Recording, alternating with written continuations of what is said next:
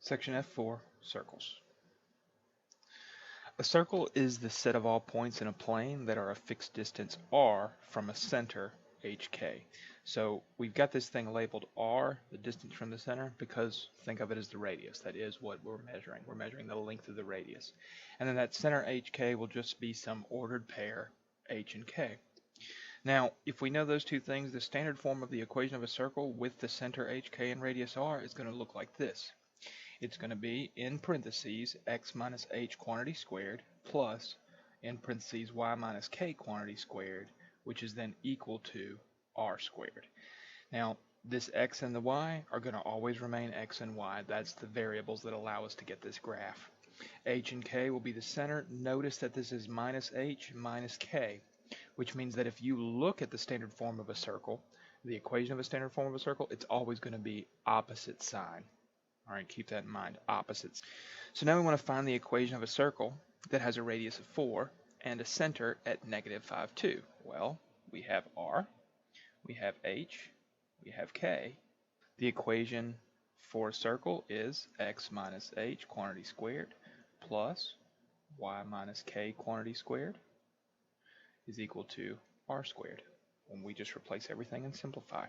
This is now going to be x minus -5 quantity squared plus y minus 2 quantity squared is equal to 4 squared. Then you do want to simplify these things a little bit. This is then x plus 5 quantity squared plus y minus 2 quantity squared is equal to 16. And so now we have the standard form of the equation of the circle. And if we want to graph this thing, well, you find the center, -5, 2. So we find -5, 2. That's the center. I'm going to mark it for the moment, but I'm going to erase it in the end because I don't actually need the center. It's not part of the graph. It's just a marker point. Then the radius just tells me go up 4, down 4, left 4, right 4. 1, 2, 3, 4. 2, 3, 4.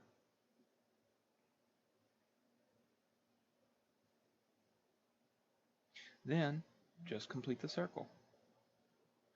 Now please forgive me, this is not a perfect circle, but close enough. Okay, that is the graph of the circle.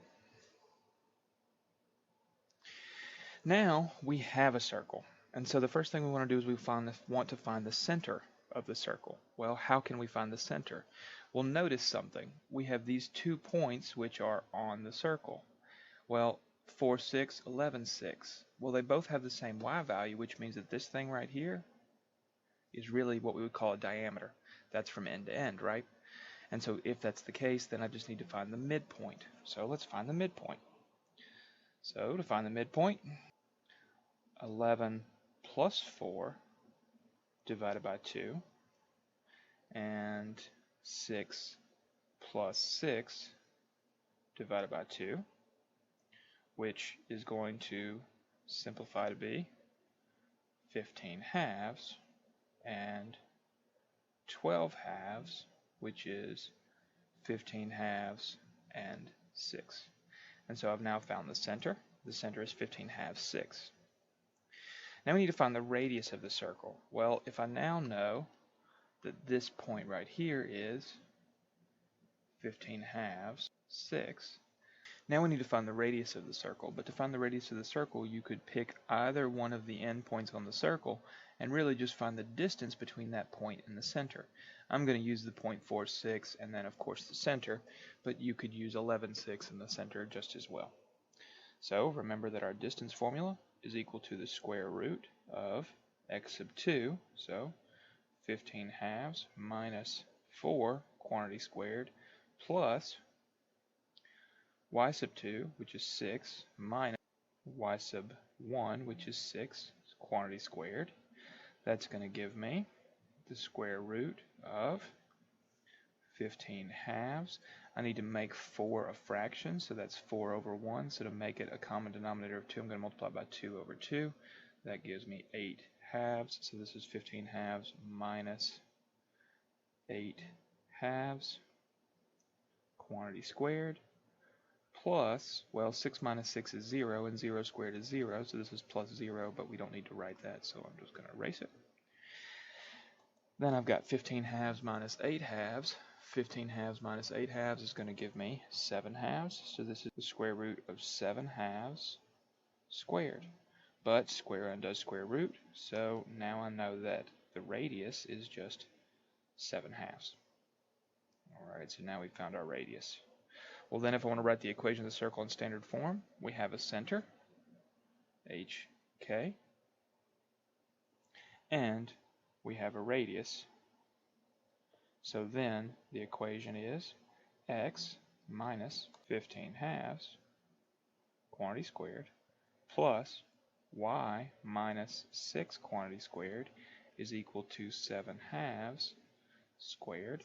To simplify this, I am going to square the 7 halves, and I don't have any signs that I can change around inside the parentheses, so this is then x minus 15 halves quantity squared plus y minus 6 quantity squared is equal to 49 fourths. And there is our standard form.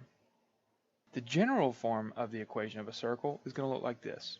X squared plus y squared plus ax plus by plus c equals 0. Now, for the record, a, b, and c are just any numbers. Okay, they can be any real numbers. They could be 0, 1, 0.5. They can be any numbers, but this is this general form. And so if you have the standard form, all you're going to do is square the binomials, or if it's a monomial, that's fine, and then move everything to one side, and it will be in the general form. So we want to write the standard form of the equation of the circle with radius 2 and center 0, negative 2. Well, once again, we have HK, and we have the radius, so just plug it all in. This is then going to be x minus 0, quantity squared, plus y minus minus 2, quantity squared, is then equal to the radius squared. Now we've found the standard form almost, but we could simplify this a little bit. So x minus 0 is just x squared plus y minus minus 2 is plus 2 squared is equal to 4. There we are. That's the standard form. So we got the standard form. Well, now to make it general form, all we need to do is this algebra here. The x squared is already x squared, but now we need to square the binomial y plus 2. So that's going to be x squared plus y times y is y squared. Y times positive 2 is 2y. 2 times y is 2y. And then 2 times 2 is 4. And that's equal to 4. And then to get it in general form, we just need to move everything to one side. So I'm going to subtract 4, subtract 4. Then we get that this thing is x squared plus y squared. Combine these like terms, 2y plus 2y is plus 4y plus 0 is equal to 0. And so this is the general form. Now, what are the intercepts? Now, what we're really trying to find here is what are the x and y intercepts. But just as a refresher, remember that if I'm trying to find the x-intercepts occur on the x-axis, right? Well, what's the y value on the x-axis? It's 0, of course, right? So for the x-intercepts, y is 0. And for the y-intercepts, similarly, knowing that the y-intercepts are where do we cross the y-axis, well, x will always be 0, so we just let x equal 0. And so if I want to find those, I can use the general form. I could use the standard form, it doesn't matter. But I'm going to let y be 0 for one, let x be 0 for the other, and I'm going to find these. So let's find the x-intercepts first. The x-intercepts we can find by letting y equal 0. So that is x squared plus 0 plus 4 times 0